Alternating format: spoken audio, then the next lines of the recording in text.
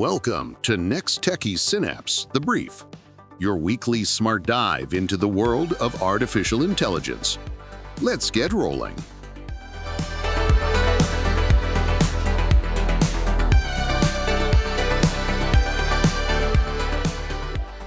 This is The Brief on the dawn of persistent AI.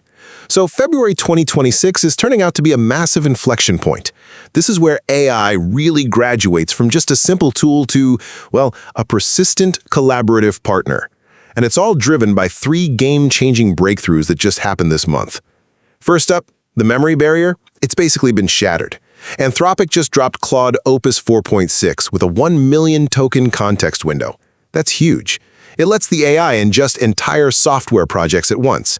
And then you have DeepSeek V4 coming, which uses tech to retrieve info instantly. So the AI now knows stuff, it's not just predicting. Next, the hardware bottleneck is finally broken.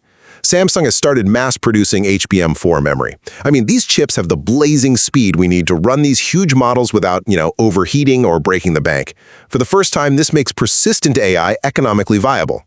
And finally, something called vibe coding that's hit the mainstream. Think coding, but in plain English. With new releases from Apple and OpenAI, agentic coding is a reality. So now, developers can just tell AI agents to refactor code and fix bugs. The job is shifting from writing code to orchestrating systems. So, to put it all together, you've got this massive context, brand new memory hardware, and these agent interfaces. It's totally restructuring software development into a partnership with systems that have long-term memory.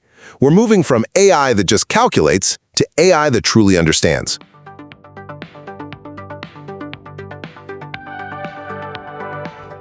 This was NexTechie Synapse, the brief. Just a brief overview. Upgrade your subscription to access the full newsletter and our detailed explainer video.